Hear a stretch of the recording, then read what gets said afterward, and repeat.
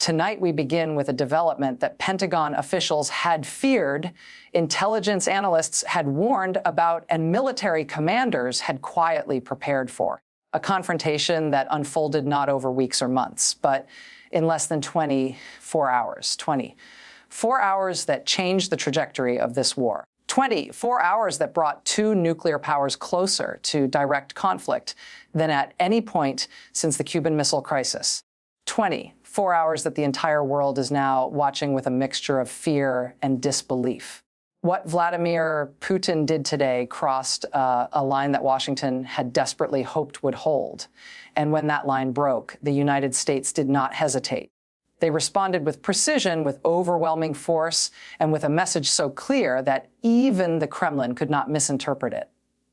Tonight, we break down every detail of what happened, why it happened, and what it means for the future of this conflict. Because what we witnessed today was not just another escalation. It was a turning point. For several weeks now, there had been signals, not from official channels, not from formal diplomatic communications, just signals that Vladimir Putin was preparing something unprecedented. Putin has been aggressive, yes, but he has been calculated in his aggression. His moves have followed a certain logic, a pattern, almost a rhythm that Western intelligence had learned to anticipate. But what set off alarm bells in Washington this week was that the pattern went silent. Intelligence analysts who monitor Russian military communications know the indicators, the movement of strategic assets, the repositioning of command personnel, the activation of dormant communication networks, the sudden encryption changes across military channels. All of that went quiet. And whenever Putin goes quiet, it means something is about to get loud. Senior officials at the Pentagon told reporters under condition of anonymity that the silence was deafening, that it represented the kind of communication blackout that Russia only implements before major strategic moves. One official described it as watching a predator crouch before a strike. You cannot see the attack coming, but you know it is coming, and you know it will be devastating when it arrives. That is exactly the situation the United States found itself in 48 hours ago. Watching, waiting, preparing for something they could not yet see but knew was inevitable. Early Thursday morning, U.S. intelligence satellites detected what they described as anomalous military activity across multiple Russian installations, including the repositioning of tactical nuclear-capable systems that had not been moved from their storage facilities in over 18 months. These are the kinds of assets that Russia only deploys when they are signaling something very specific: escalation, intimidation, or preparation for direct action. Intelligence analysts didn't know which category this fell into or whether it fell into all three at once. But what they did know was that Putin was changing his strategic posture. And when a nuclear-armed adversary shifts posture without explanation, even by the smallest measure, Washington pays attention. Within hours, the National Security Council convened an emergency meeting. Secretary of Defense Lloyd Austin was briefed directly. President Biden was pulled from a scheduled event to receive real-time intelligence updates. And behind closed doors, officials began discussing something that had been kept classified for months: the secret weapons program. A program that the United States had been developing specifically for this moment. A program that included next-generation missile systems, advanced electronic warfare capabilities, and long-range precision strike weapons that Ukraine had been requesting since the first days of the invasion. Tonight, those weapons are no longer secret. Tonight, those weapons are in Ukrainian hands. And tonight, Vladimir Putin knows exactly what that means. The ultimatum issued by Vladimir Putin tonight was not normal. It was not routine. It was not symbolic. It was terrifying. Source after source who attended emergency briefings described Putin's demand as unprecedented, dangerous, and designed to provoke maximum fear. Putin gave the United States exactly 24 hours to halt all weapons shipments to Ukraine. He demanded the immediate withdrawal of American military advisors from Ukrainian territory. And he threatened what he called consequences of nature the West has not experienced since 1945. That is a direct reference to nuclear weapons. That is language the Kremlin has never used in an official ultimatum. That is the kind of threat that sends shockwaves through every intelligence agency on the planet. But intimidation only works if the target hesitates. The United States did not. In fact, America's response today was among the most aggressive we've seen since this conflict began. Here's what we know within 6 hours of Putin's ultimatum. The Pentagon announced the largest single weapons package in the history of U.S. military assistance to Ukraine. These weren't the standard artillery shells and armored vehicles we've seen in previous packages. These were advanced ATACMS missiles with extended range capabilities, systems that Ukraine only receives when they are preparing to strike deep inside Russian-controlled territory. These were next-generation Patriot missile batteries with enhanced interception capabilities. These were electronic warfare systems so sophisticated that their specifications remain classified even now. The message from Washington was unmistakable. We do not respond to ultimatums. We respond with strength. Tonight, the Pentagon confirmed that Ukraine launched coordinated strikes on at least 17 high-value Russian targets, including a command facility in occupied Crimea that had recently been reinforced with additional personnel for what analysts believe was a planned winter offensive. Ukrainian forces struck before Russia could execute that offensive. They hit ammunition depots containing an estimated 3 months of artillery supplies. They hit fuel storage facilities that were feeding Russian logistics across the entire southern front. They hit communication relay stations that were likely coordinating between Russian ground forces and naval assets in the Black Sea. In other words, Ukraine targeted the nervous system of Russia's military operation, the infrastructure that would have made their winter offensive operational. This is what made Washington's decision to deploy these weapons so significant. Putin's ultimatum wasn't just symbolic, it was actionable. It represented the kind of threat that could have frozen American decision-making if left unchecked. And Ukraine, understanding that fully, responded with overwhelming force. Not recklessly, not impulsively, but strategically. They didn't strike civilian infrastructure. They didn't target population centers. They hit military command nodes. They hit logistics hubs. They hit the exact targets that would cripple Russia's ability to sustain offensive operations through the winter months. Defense analysts watching the strikes in real time described Ukraine's targeting as surgical, the kind of precision that only comes from having access to the most advanced intelligence and weapons systems in the world. And tonight, Ukraine has access to both. And here's where the story becomes even more significant. Intelligence officials now believe that Putin's ultimatum was designed to test the resolve of Western support after months of political uncertainty in Washington. Putin wanted to see whether the United States would blink, whether Congress would delay, whether the Biden administration would seek negotiation rather than confrontation. But instead, the opposite happened. The United States didn't hesitate. They deployed weapons that were so advanced, so capable, and so devastating that even Russian military commanders noticed. You don't get the Kremlin's attention easily. But today, America did. Senior defense officials speaking with multiple news outlets under anonymity described Putin's ultimatum as a strategic miscalculation, a way to project strength while actually revealing desperation. But the United States proved today that they remain both capable and committed. Their weapons deployments were not only rapid, they were coordinated so precisely that the first Ukrainian strikes occurred before Russian forces could reposition.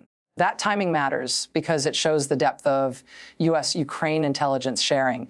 It shows that Ukraine is not fighting alone. They are fighting with the full backing of the world's most powerful military. And tonight, Putin knows it. As reports continued coming in throughout the evening, we learned more about the scale of Ukraine's response. Ukrainian ground forces carried out simultaneous operations across 4 different sectors of the front line, forcing Russian commanders to divide their attention and resources.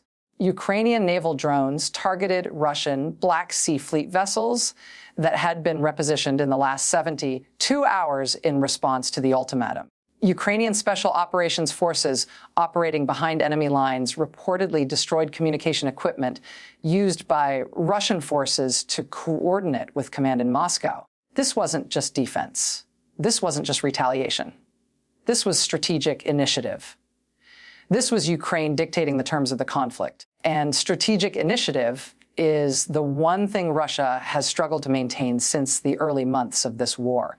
For every advance they have made, Ukraine has countered with something that complicates their logistics, degrades their capabilities, and demoralizes their forces. Tonight was the most dramatic example yet. Remember, Putin thought the West would eventually lose interest. He thought American political divisions would cripple support for Ukraine. He thought European energy dependence would force a negotiated settlement on his terms. He thought time was on his side. But tonight, the exact opposite is happening. American support is stronger than ever. European unity remains intact. Ukraine's military is more capable than at any point in this conflict. And Putin is the one running out of time. The ultimatum he issued today was not a sign of strength. It was a sign of desperation. It was a gamble that backfired spectacularly. And tonight, the entire world can see it. What makes this moment so dangerous and so revealing is that Putin's ultimatum happened at a time when he is under extraordinary internal pressure. Russian military hardliners want more aggressive action. Russian oligarchs want the economic sanctions lifted. Russian mothers want their sons to come home. Russian military commanders want resources they simply don't have. Putin is balancing these demands while trying to project an image of control and inevitability. And when leaders in that position make sudden, dramatic moves, they're not doing it from strength. They're doing it from pressure. They're doing it from vulnerability. The ultimatum was designed to change the narrative, to make Russia look powerful, to make the West look weak. But today, that strategy collapsed because the West didn't look weak. The West looked united. The West looked determined. And the West looked ready for whatever comes next. The White House's official response, now circulating across global news networks, was designed to signal that America is not willing to allow Putin's threats to dictate policy. National Security Advisor Jake Sullivan said plainly that Russia's ultimatum was consistent with the norms of international behavior and the principles the United States will always defend. That is diplomatic language for we'll reject your threats completely and we will not be intimidated. You don't usually hear that tone from the White House unless something serious is at stake. Secretary of State Antony Blinken reinforced the message in a separate statement, calling Putin's ultimatum a transparent attempt to divide allies that will not succeed. The message from Washington tonight is unified and unambiguous. America stands with Ukraine. America will not abandon its commitments. And America is prepared for whatever Putin does next. Meanwhile, Ukrainian President Volodymyr Zelensky addressed his nation in a powerful, defiant speech tonight. He said, "Do not respond to ultimatums. We respond to the needs of our people and the defense of our land." He said, "Every weapon we receive becomes a shield for democracy and a message to tyrants everywhere." And he said, "Ukraine will not be intimidated. Ukraine will not surrender. Ukraine will win." These are not rhetorical flourishes. These are statements from a leader who understands just how high the stakes have become. And these are statements that will be remembered long after this war is over. Here's what makes the situation even more concerning. Putin's ultimatum wasn't isolated. Along with his demand to the United States, Belarus announced joint military exercises along the Ukrainian border. Russian cyber units launched coordinated attacks against Ukrainian infrastructure. Russian state media increased propaganda targeting Western audiences.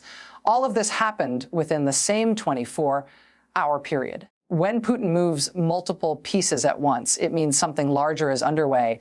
It means he is attempting to create pressure from multiple directions simultaneously. It means he is trying to overwhelm Ukraine's defenses and Western decision-making. But today, that strategy failed because Ukraine and its allies were prepared, because the response was coordinated, because Putin underestimated the resolve of his opponents. Intelligence analysts are now considering several possibilities.